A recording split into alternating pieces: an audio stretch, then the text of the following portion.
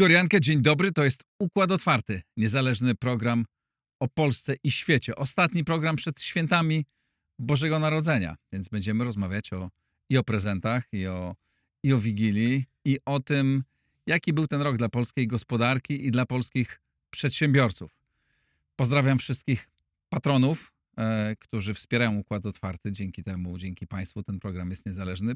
Pozdrawiam też przedsiębiorców, których firmy wspierają Układ Otwarty, które są i były w tym roku mecenasami Układu Otwartego. Dzięki Wam wszystkim serdecznie. Możecie dalej to robić. Zapraszam do kontaktu ze mną, albo jeśli chcecie zostać patronami, wejdźcie na mój profil w serwisie patronite.pl. A teraz zaczynamy rozmowę. A oto mecenasi Układu Otwartego. ChatLab. Chatbot dla stron internetowych oparty na sztucznej inteligencji, który uczy się Twojego biznesu, by wspomagać Twoich klientów. Wejdź na chatlab.pl. Ecovoltis. Firma dostarczająca energię ze stałą ceną aż na 5 lat.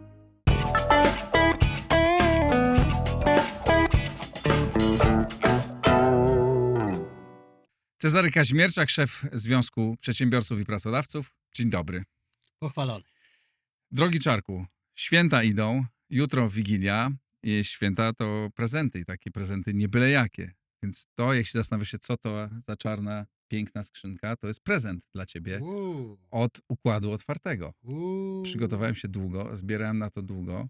Bardzo proszę, niech Ci służy. Dziękuję bardzo. Zobacz, co tam jest. Tak powiedział, średnia półka trochę.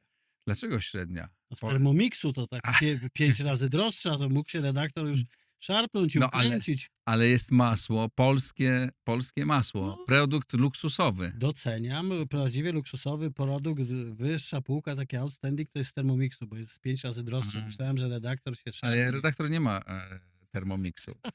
Ale trzeba było kupić. Ale zobacz, jak godnie opakowany, teraz masło stało się dobrem bardzo luksusowym. Tak. Szczególnie te z Thermomixu, bo jest 5 razy droższe. Ja też mam dla redaktora prezent wyjątkowy i też niepolityczny bardzo. A to jest, moim zdaniem, tu jest taki trochę polityczny. Niepolityczny. Ajajaj. Winko węgierskie dla redaktora. Tu widzę prowokację. Tak, prowokacja. Prowokacja jest podwójna, ponieważ jest to czerwone wino z Tokaju, a w Tokaju nie wolno produkować czerwonych win. To jest absolutny unikat i jeden z najsłynniejszych winiarzy węgierskich z Tokaju, gdzie nie wolno produkować czerwonych win, na boku kręci rewelacyjnego pinota, do którego ja mam szczęśliwy dostęp. Proszę zobaczyć, że nie jest etykietowany z powodu konspiracji. Ale czy to oznacza, że tam niedługo o jakiś azyl będziesz... No szykujemy grunt. Także proszę, to jest absolutnie wyjątkowe, tego nie można kupić. Kurczę, wspaniale. No to proszę, polskie masło, tak. czerwony Tokaj. Zrobiliśmy barter teraz. To jest Pinot Noir, ale robiony w Tokaju. Tam nie wolno robić czerwonych win. Chociaż ja myślę, że raczej zostaniemy tu, w ojczyźnie wypijemy, nie będziemy, ja wierzę, że nie będziemy się starać o azyl. Ja się nie wybieram do Budapesztu, ani na Węgry. Ja bojkotuję Węgry, ale to z moich starych zapasów jest jeszcze. No ja muszę powiedzieć, to nie spodziewałem się, ale to zrobię takie wyznanie, ponieważ wiele osób mi przypomina, że pisałem książkę o Orbanie, że byłem chwaliłem go wielokrotnie.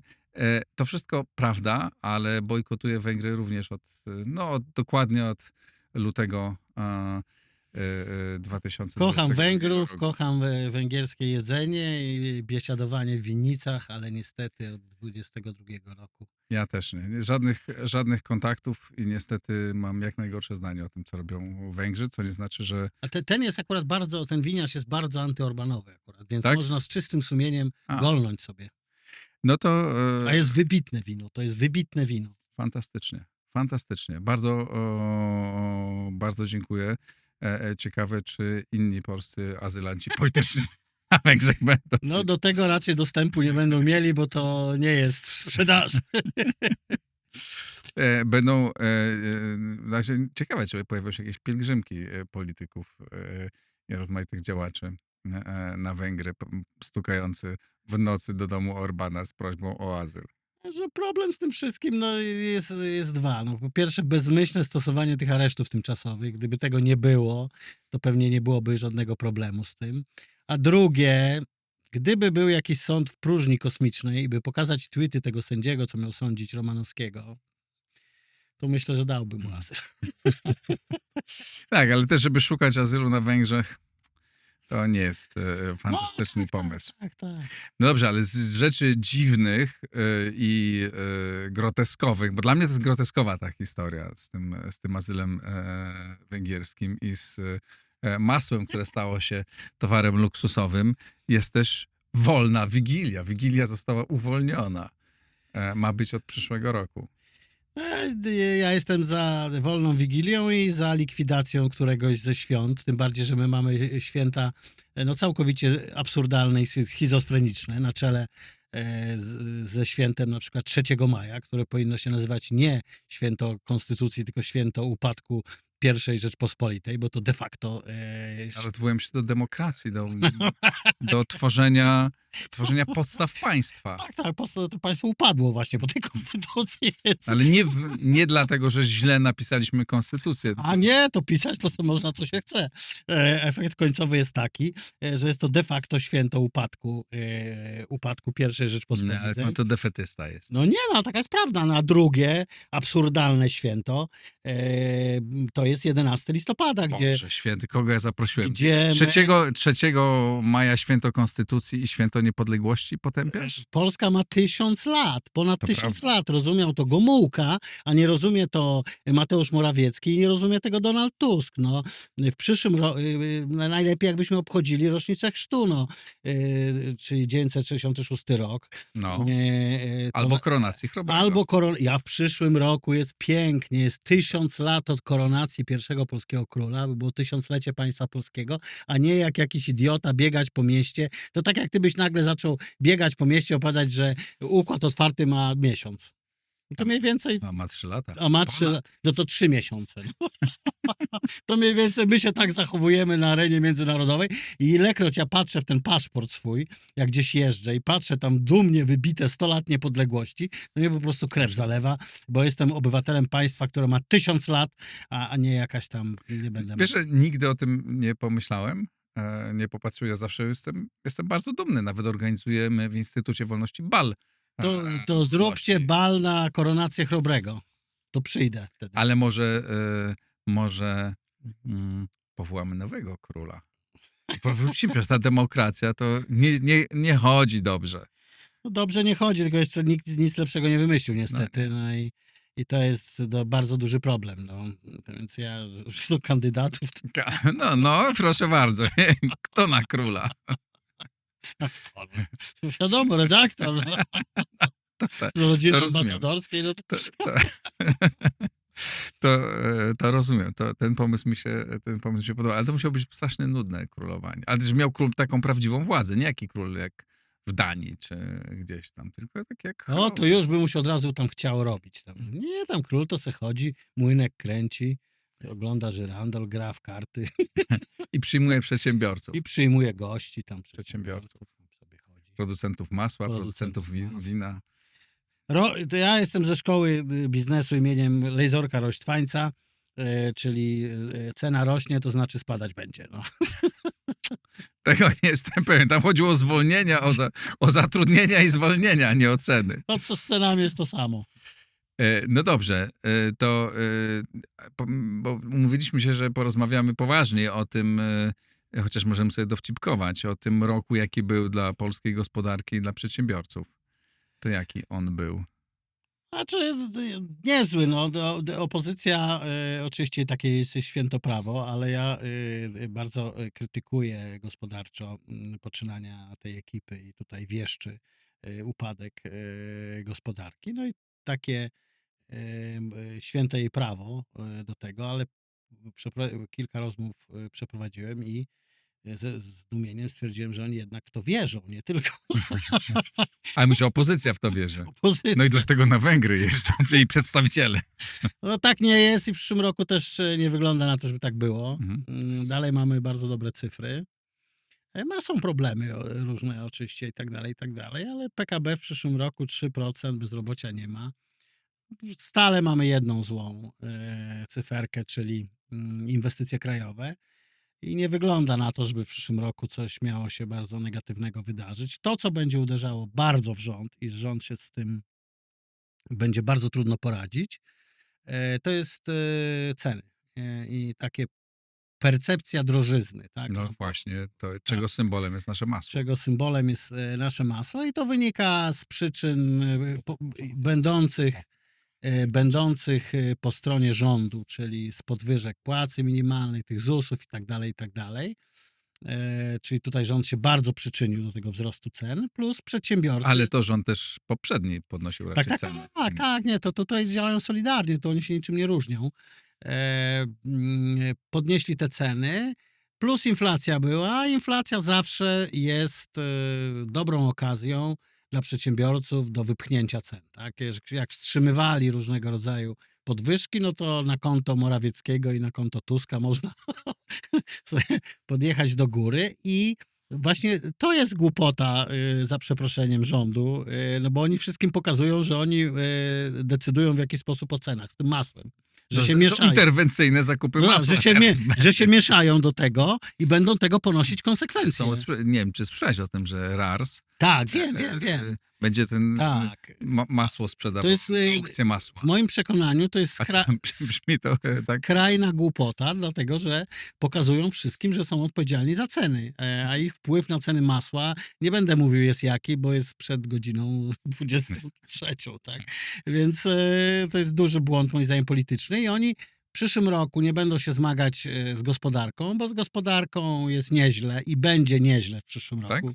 Nie widać żadnych oznak, żeby tam coś się miało wywrócić nagle. Mamy, jak mówię, 3% PKB z tego głównego parametru, ale wszystkie inne są równie dobre. Było trochę to załamanie konsumpcji przez 1 miesiąc, ale to widać, że to nie jest żaden trend, jak na razie.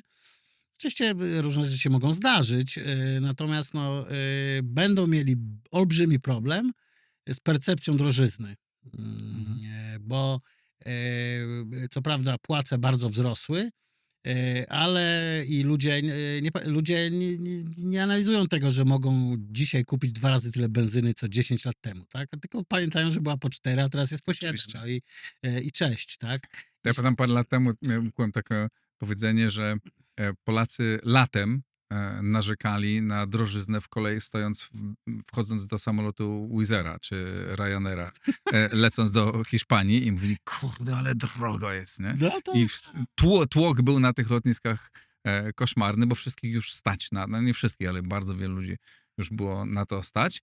Ale zauważali, że jest drogo, tylko że dalej ich było stać. No tak, tylko i to masło też przecież i będzie miał z tymi cenami rząd po prostu w przyszłym roku wielki problem polityczny. To nie jest problem ekonomiczny, tylko będzie polityczny w percepcji, w postrzeganiu, w poparciu.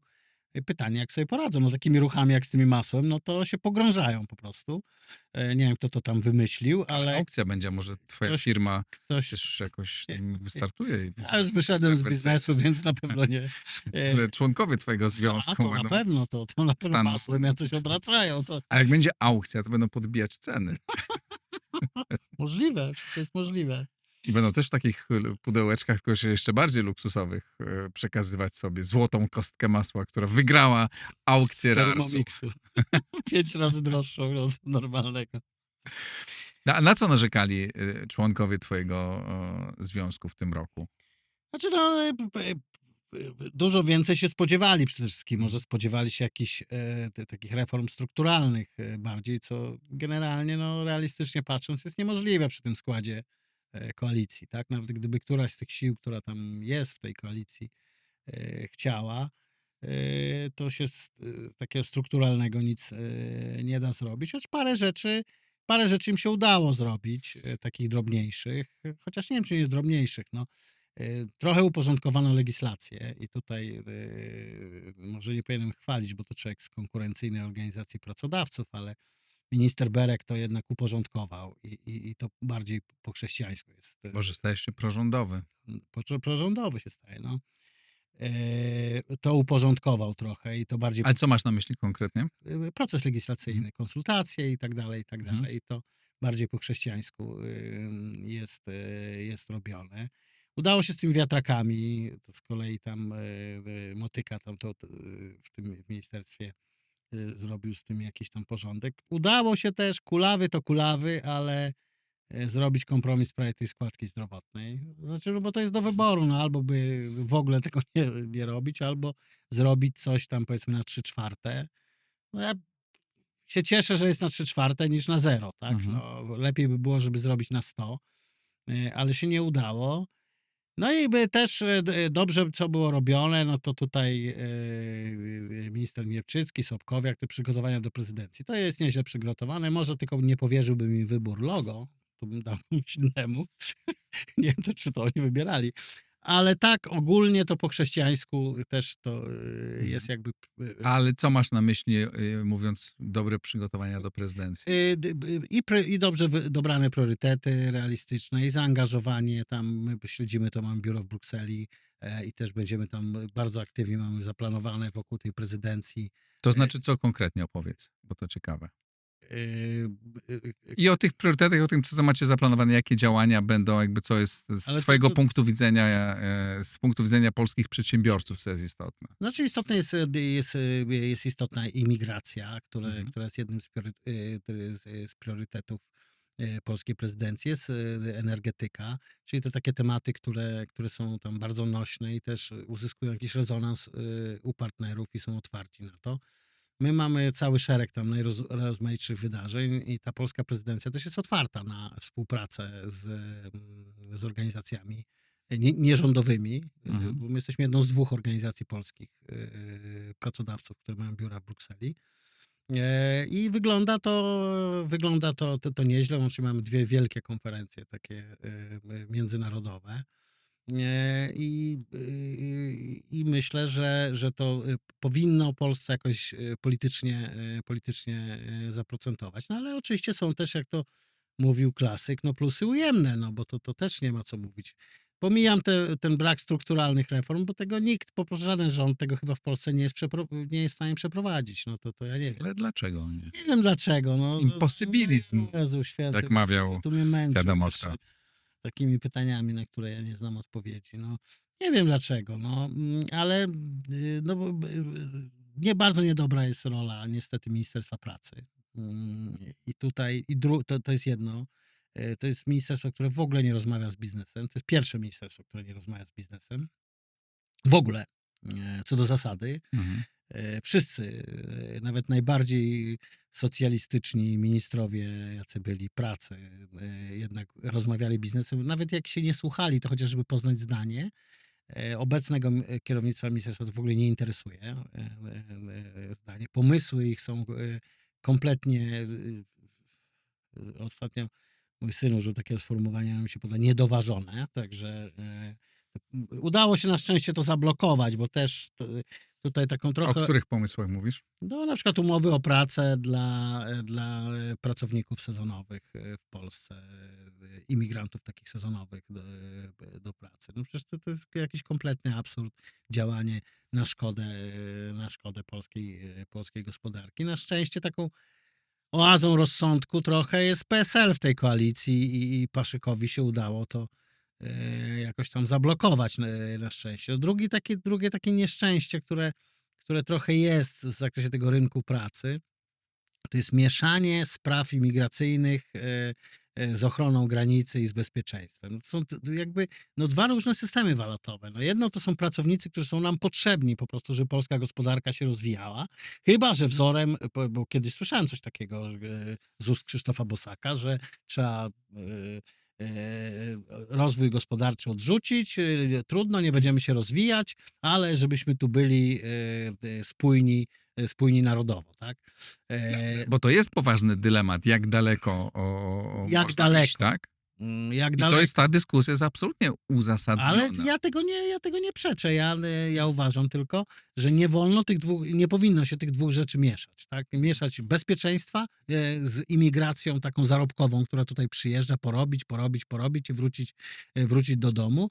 I imigracja osiedleńcza to jest zupełnie co innego. Ja jestem za otwarciem się kraju na imigrację osiedleńczą i to nawet dość szerokim, ale według restrykcyjnych jednak zasad, czyli ten wprowadzenie tego modelu brytyjskiego z lat 50., czyli kwot z poszczególnych krajów i podzielenia krajów na 3 grupy. To znaczy pierwsza grupa w ogóle no-go, nie przyjmujemy w ogóle. I ja uważam, że to powinna być Afryka Północna i w ogóle z Afryki Północnej panom już dziękujemy, tak.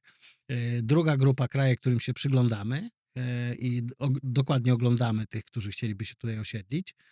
I grupa trzecia, z której przyjmujemy. No, Polska ma taki teraz problem. No i też jeszcze powinny być profile ludzi, osób, które przyjmujemy. Tak to robi Australia, prowadzi taką politykę. Nie jesteśmy aż tak sexy, redaktorze, niestety.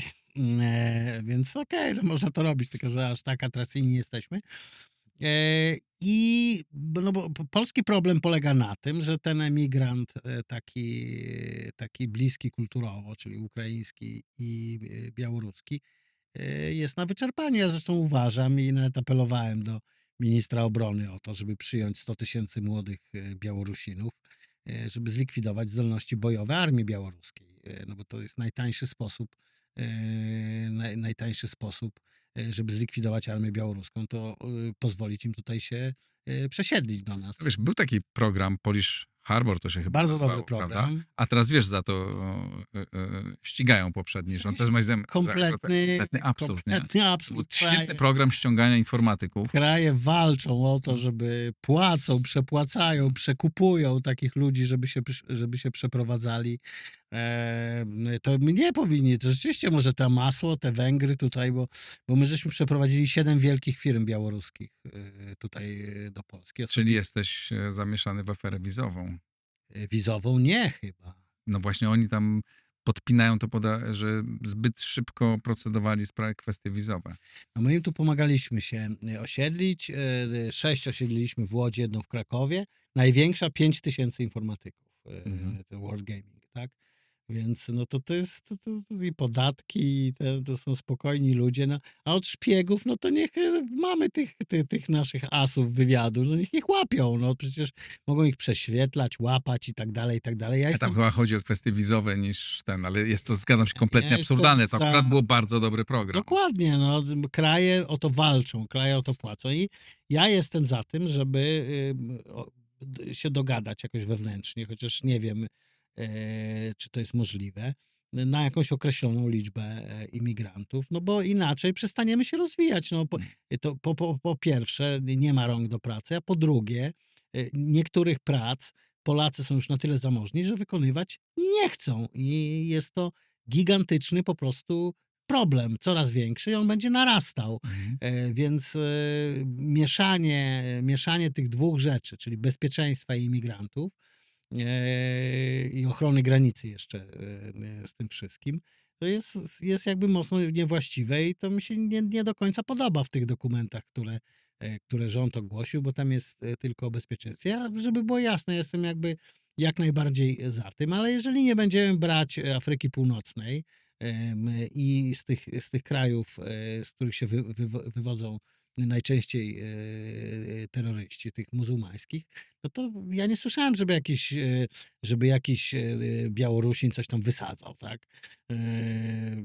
Czy ktoś z Filipin coś robił. No, na pewno było to, co PiS zrobił, jak już zaczął ten strumień ukraiński wysychać, co PiS zrobił z Azji Centralnej, tam Uzbeków trochę i tak dalej, i tak dalej.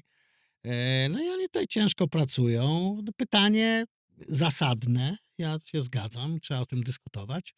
W jakim rozmiarze ma być ta imigracja osiedleńcza, nie ta pracownicza? No jak ktoś tu na 3 lata przyjedzie do pracy, popracuje i wraca do domu, no to już niech mu dadzą święty spokój. No, ale pamiętasz, co się stało w Niemczech. Tam miała być imigracja pracownicza i stała się imigracją osiedleńczą. Turcy mieli przyjechać i wyjechać i przyjechali, ale nie wyjechali. Znaczy tam był problem trochę innego rodzaju, taki sam jak we Francji. No oni po prostu ich traktowali jak zwierzęta. No to nie ma co tutaj się specjalnie dziwić. Tak, ale zostali. Zostali, Więc tak, jakby tak. To też, jeżeli się decydujemy na przyjęcie ludzi, no to za tym muszą iść wiele różnych innych działań integracyjnych, asymilujących ich tutaj i jakby wtapiających w społeczeństwo, nie? Żeby nie powstały getta, żeby ludzie mówili po polsku, żeby... Brytyjskie te działania z lat 50. to były takie, że były niskie kwoty z różnych krajów. I oni byli zmuszeni wtopić się w społeczeństwo. Bo ja tam w żadne integracyjne programy nie wierzę. Ukraińcy się sami integrują bez żadnych programów. Jeżeli to będą niskie kwoty z poszczególnych krajów, że nagle tak nie wpuścimy Turków czy z Algierii, tak jak Francuzi, tak, jakichś gigantycznych ilości ludzi, tylko będą kwoty tam, nie wiem, 5-10 tysięcy rocznie z danego kraju, no to siłą rzeczy oni będą się musieli w jakiś tam sposób rozproszyć. Polska musi sobie, że tak powiem, odpowiedzieć na pytanie, czy chce się rozwijać, czy nie. Bez kobiety jakoś nie widać, żeby chciały zacząć rodzić drugie dziecko. Jakoś się nie zanosi na to, mimo nikt, i żeby było jasne, to nie jest wina polskiego rządu, ani poprzedniego, ani tego, bo nikt na świecie do tej pory jakiegoś skutecznego sposobu na to nie wymyślił. Może ktoś wymyśli, no ale nie wymyślił. Natomiast no, my mieliśmy ten rezerwuar do ściągnięcia, już żeśmy dużo ściągnęli. Myślę, że jeszcze rezerwy są na Białorusi, jakieś 100-150 tysięcy młodego rekruta, żeby stamtąd pobrać. Bo nie mamy takiej, najbardziej agresywną politykę imigracyjną, o czym mało kto wie, w Europie prowadzi Hiszpania. Tylko, tak, najbardziej. Oni w latach 60. mieli tyle obywateli, co my, około 30 milionów, w tej chwili oni mają 50. Więc to jest bardzo agresywna polityka. Oni z Ameryki Łacińskiej, no to im łatwo też kulturowo i językowo. Kulturowo, językowo łatwo ich przysposabiać. I oni tam po pełnym programie stamtąd ściągają ludzi, mimo nawet bardzo wysokiego bezrobocia, no bo u nas jest jeszcze ten... Tak, ale to jest rzeczywiście łatwiej. Twoim zdaniem jaka jest ta wyporność? Znaczy ile powinniśmy, czy ile możemy przyjąć cudzoziemców, żeby z jednej strony gospodarka się dobrze kręciła, z drugiej strony no nie naruszyć za bardzo spójności społecznej, bo to jest ważne. No w moim przekonaniu do 2050 roku powinniśmy celować, nie wiem, no to trzeba na 5 milionów nikt się nie zgodzi, ale może na 3. Można by było osiągnąć jakiś konsensus. No tak, to jest pewnie do osiągnięcia. A wracając do tego, co jest tu i teraz, co przeszkadza przedsiębiorcom, bo tu mieliśmy mówić, jakby jaki był ten rok dla przedsiębiorców, tak? Mówiłeś na początku, że jest mało inwestycji wewnętrznych. Skąd? Dlaczego jest ich mało? Na czym polega problem? No to jest od lat w Polsce. No pierwsze to jest kwestia kapitału.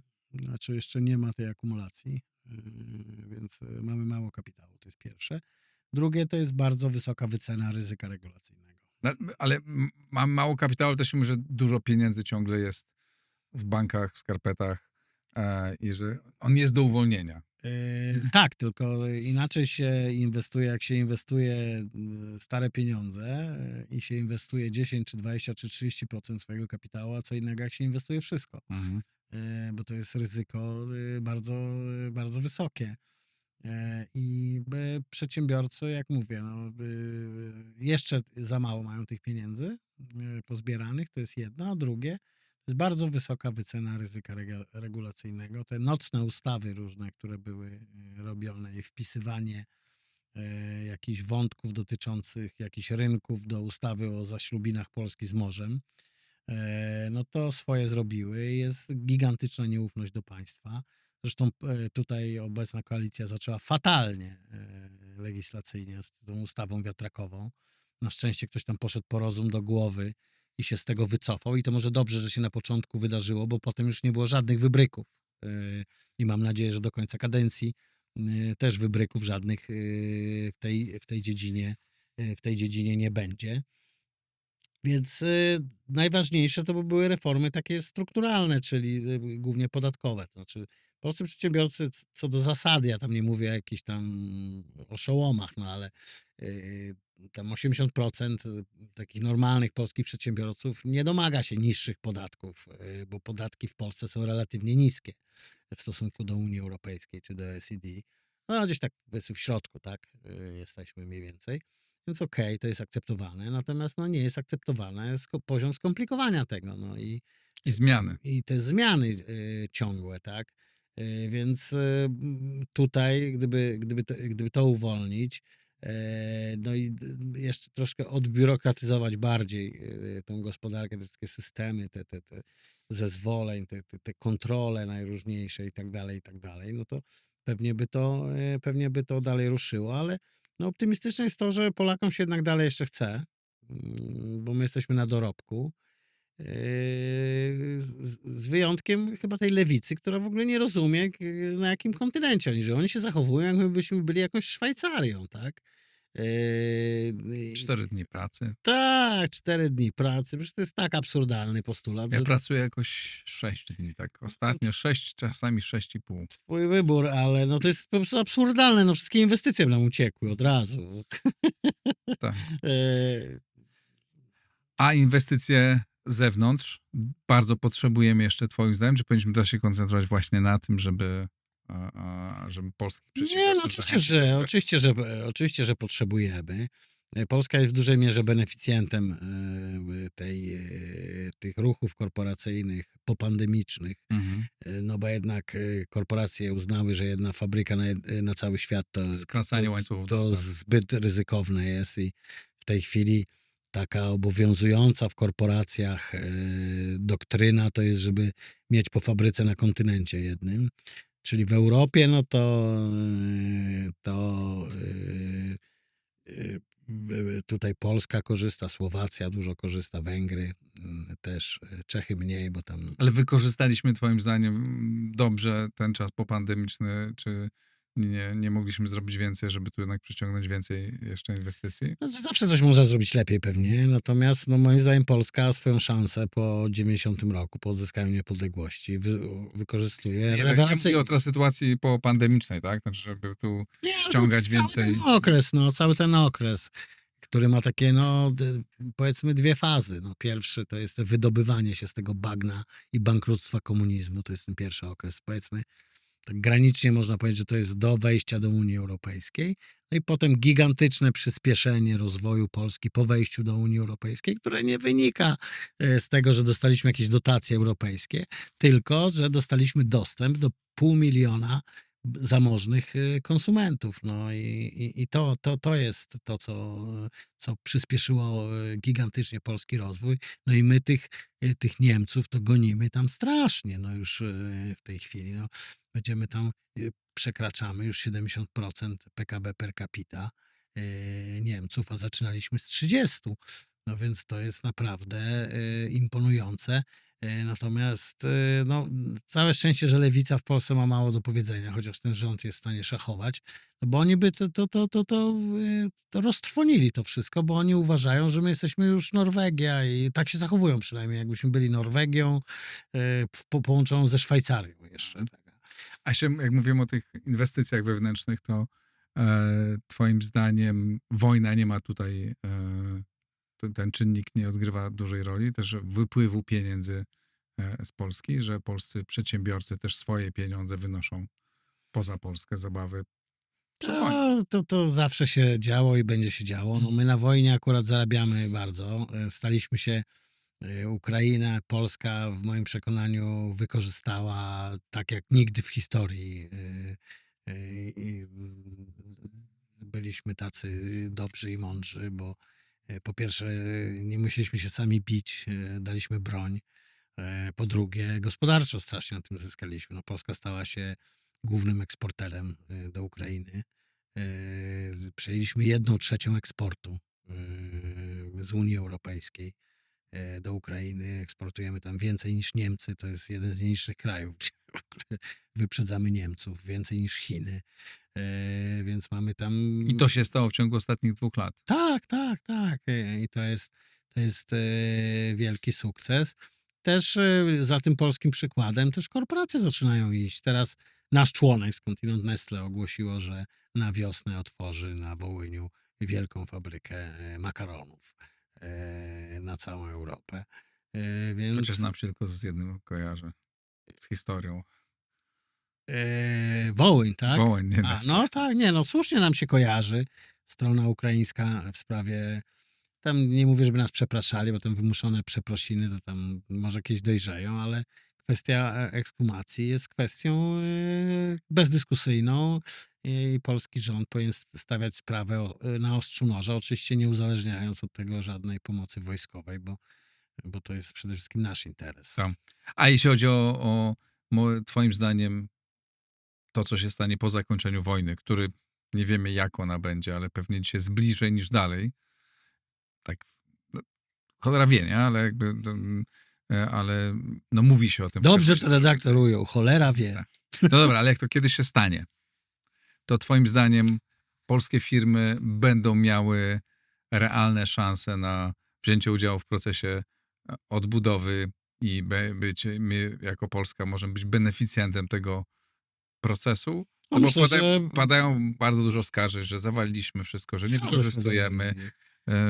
To mówią ignoranci, którzy nie mają pojęcia o tym, co się na Ukrainie dzieje. Ja byłem wielokrotnie na Ukrainie. Mamy regularny kontakt, nawet prywatny, z ludźmi, którzy tam rządzą. Więc wydaje mi się, że Polska na maksa wykorzystała to, co mogła. Ale właśnie, że polskie firmy będą mieć realną szansę na wzięcie w tym procesie, jak tam, jeżeli przyjdą pieniądze i będą inwestycje. Jeżeli łaskawie się pochylą nad tym, No bo tak. to jest jeszcze problem. Dominującymi inwestycjjami na Ukrainie po wojnie na 100% będą inwestycje platformowe. W sensie? No, jakiś tam Europejski Bank Odbudowy i Rozwoju, czy tam ONZ, czy o tego typu jakieś fundusze tam. No i pytanie, ale jakieś firmy będą pracować przy tym, tak? Na ile mamy szansę wpasować się? Na pewno będziemy wielkim hubem takim logistyczno-materiałowym i to Polska powinna też trochę infrastrukturę pod to przygotowywać. To na pewno będziemy. Drugie to kraje imperialne, czyli tam Amerykanie, Niemcy, Francuzi, te wielkie inwestycje. Na takie wielkie inwestycje to my za bardzo nie mamy pieniędzy. No, reguły dyktuje ten, kto ma złoto. Ale jako dostawcy i ten hub materiałowo taki usługowo-logistyczny, no to na pewno Polska tutaj będzie beneficjentem tego. Natomiast tak powiem na okrągło, żeby nie powiedzieć tego, co powiedzieć nie mogę, no ale... Najlepiej powiedz od razu to, czego nie możesz powiedzieć, będziemy mieć z głowy. Dla kogoś tam robiliśmy selekcję polskich firm budowlanych, które mogłyby się podjąć jakichś poważniejszych rzeczy i jeżeli chodzi o bardzo poważne rzeczy, to nie ma ani jednej polskiej firmy budowlanej, która mogłaby się podjąć bardzo poważnej rzeczy. Od poważnych rzeczy jest kilka. Może. Z czego 2 czy 3 są w ogóle w jakikolwiek sposób zainteresowane. Więc a jest szansa na to, żeby tworzyć konsorcja? Że polskie firmy tworzyły konsorcja, żeby chciały ze sobą współpracować? Weź ich posadź przy stole i ich dogadaj. No to chyba, że masłem ewentualnie przekupić. Masełko, wino, chleb. Może coś by z tego było. Tutaj to jest sprawa jakby polskich firm. Na Ukrainie no, to też jest duży problem. On jest różny w różnych regionach, bo to się trochę tam pozmieniało, ale ten problem korupcyjny, no. I oni z tym muszą coś tam zrobić. No. Ale na razie chyba robią w tył. No tak, no ale wojna demoralizuje zawsze i wszędzie, tak? Zobaczymy, jak to tam dalej będzie. Natomiast jest to problem. No, znaczy my w tej chwili na Ukrainie moim zdaniem robimy maksa. Znaczy odsuwamy barbarię od siebie, nie płacimy za to własną krwią. To jest po pierwsze. Po drugie, mamy super wyniki gospodarcze na Ukrainie. A ci, co to gadają, to wygadują te głupstwa. No, ale to samo jest z tymi działaniami wojskowymi. No ja sprawdzam ten front. Szczególnie sprawdzam front, jak zobaczę jakiegoś generała, który mówi, że już jest katastrofa. Koniec jest. Patrzę na linię tego frontu, na ISW, czy tam gdzieś. Patrzę, to jakieś drobne, taktyczne zwycięstwo. Nie, ale posuwają. Nie ma katastrofy, ale posuwają się, tak? No. Posuwali się o kilkadziesiąt metrów, nie wiem, pół roku temu, to teraz o kilometr dziennie się czasami posuwają. No tak, no to małe, To nie jest spektakularny na razie sukces. taktyczne, na razie to są, póki co, bo to się może zmienić, że wojna to jest, znam historię kilku wojen i decydują w dużej mierze przypadki, no. Gdyby się Kościuszko nie upił pod Maciejowicami i nie spał, no to może byśmy wygrali nawet, no. Więc to różne... Pod Kijowem Rosjanie też mogli wejść do tego Kijowa, tak? Nie weszli. No, głównym problemem... Tam Zakorkowali się po drodze. No nie, to Hostomel jednak, no. I przeszkodziły im, bo nie przewidzieli, że jak ktoś ciężarówką wjedzie na pas startowy, to nie można wylądować. Tego nie przewidzieli tego strategzy rosyjscy. Wielu rzeczy nie przewidzieli. To z tego, że jak się stoi na takiej długiej drodze, jeden za drugim, to trudno jechać szybko. No, I można łatwo ich z boku nawet koktajlami Mołotowa, jak się okazało. nie, no ich tam traktować. załatwiło, ich tam załatwił na tych kładach, tam oddział chyba tam 20 paru ludzi, także zatrzymał tą kolumnę w tej alei spalonych czołgów w Buczy. O. To jest całkowicie odbudowane, teraz już nawet trudno to znaleźć, bo ja byłem w Buczy zaraz po zatrzymaniu tych czołgów. To tam wszystko było zdewastowane i byłem tam chyba rok później, czy półtora roku później, tam w ogóle śladu nie ma tego. To jest taki model izraelski, że się natychmiast usuwa jakieś zniszczenia wojenne. No tam, a na wschodzie już nie. Ja z kolei byłem na wschodzie, no to... No na wschód to co innego. To tak. tam wygląda to źle. Ale zostawmy wojnę, która oczywiście jest bardzo ważna. Jeszcze na chwilę do polskich firm i polskiej gospodarki. Czy ciągle jest tak, że polscy przedsiębiorcy mają poczucie, czy tak jest, że rzeczywiście są ciągle gorzej traktowane niż inwestycje zagraniczne? A tak, to już przyzwyczajeni są do tego. To już w standardzie, to już nikogo nawet nie rusza, nie oburza. Trochę się w sądach zmieniło, ale to dzięki bardzo takiemu krytykowanemu od strony politycznej w Polsce TSUE, nie chcę się wypowiadać o tam jego jakichś wyrokach politycznych, bo tego nie za bardzo znam i nawet pewnie u cioci na imieninach nie mógłbym na ten temat rozmawiać. Natomiast w sprawach gospodarczych TSUE w Polsce pełni bardzo pozytywną rolę. Tak? A Tak. to może opowiedzieć trochę o tym, bo nic nie wiem. No oni prostują orzecznictwo wojewódzkich sądów administracyjnych przede wszystkim. Ta linia orzecznicza pod wpływem TSUE się bardzo zmieniła i zmienia. Przedsiębiorca już nie jest traktowany jak oszust i sąd zawsze, bo kiedyś to sąd zawsze stawał po pierwsze po stronie państwa, po drugie po stronie koncernu. To było w standardzie. To wygranie przez przedsiębiorcy polskiego sprawy z państwem było tak samo prawdopodobne jak wygranie w Warszawie z Gazetą Wyborczą w sądzie. Tak? To było mniej więcej podobne prawdopodobieństwo, nie chwaląc się, teraz wygrałem 2 razy. Tak. Mnie też się zdarzyło. Tak delikatnie. A oni zaczęli to prostować, te wyroki. Przedsiębiorcy zaczęli się odwoływać do tego TSUE. I myślę, że w naprawie tego sądownictwa, ono ma błędów dużo z takich strukturalnych, które trzeba naprawić i absurdalnych zupełnie, ale w linii tej orzeczniczej sądów administracyjnych największą rolę pozytywną odegrało TSUE. Które w bardzo wielu przypadkach naprostowało tą linię, zaczęło zmieniać się myślenie tych sędziów. Już państwo nie zawsze ma rację, tak? Zaczęło się, że tak powiem, trochę to bardziej równoważyć i te wyroki być takie bardziej sprawiedliwe.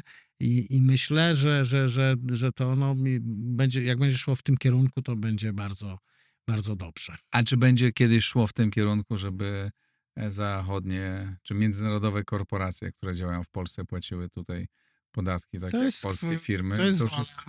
Przecież to jest coś, co wiesz, my płacimy podatki,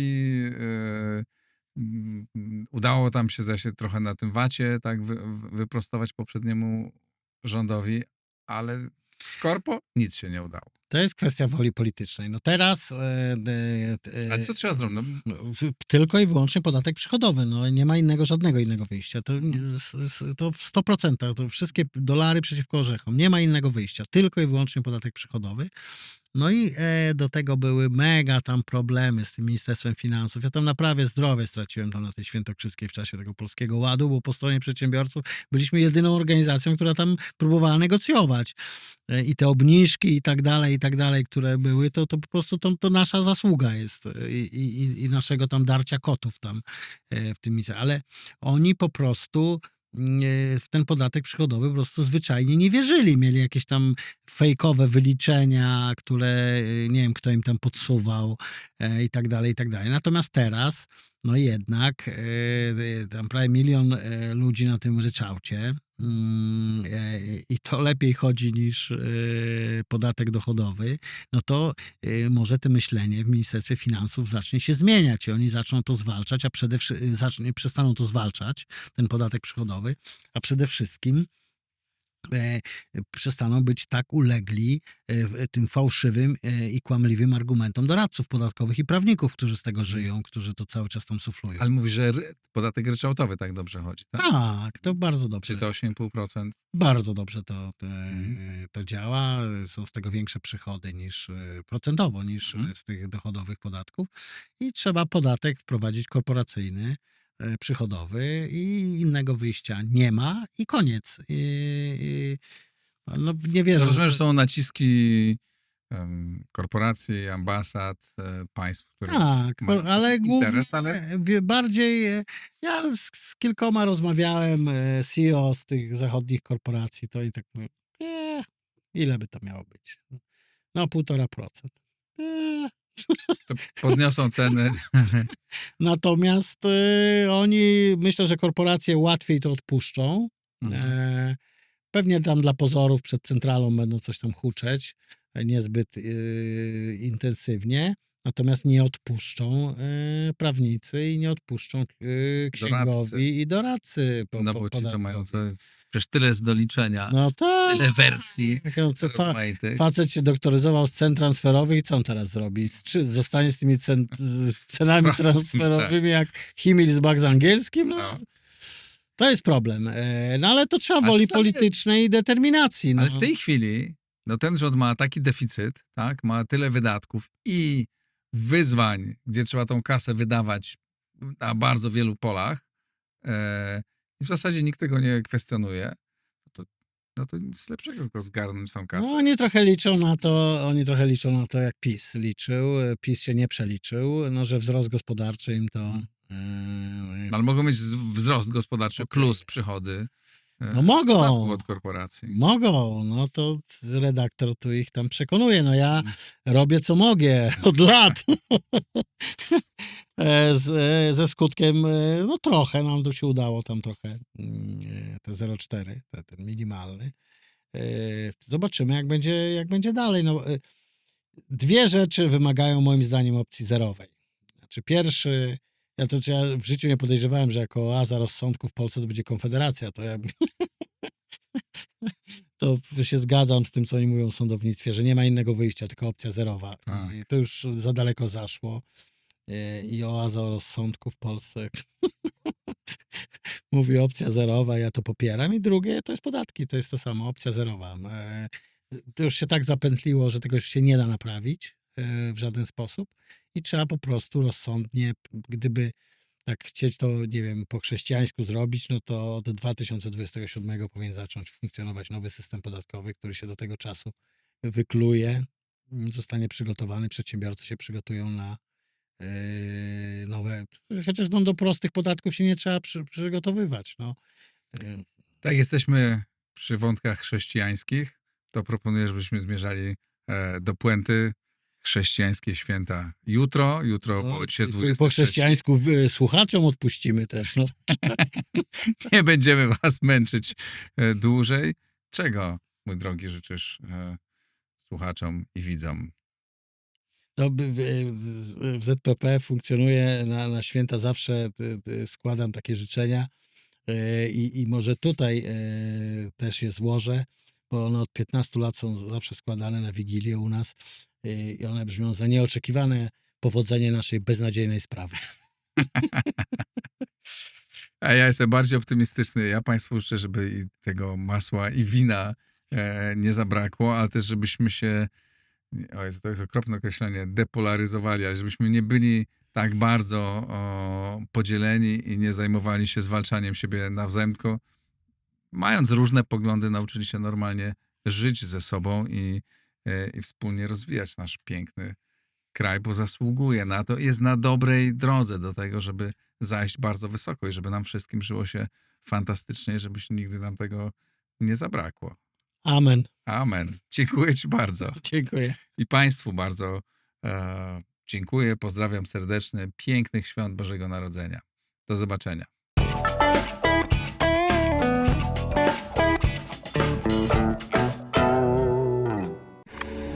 Nagraj to w blisko.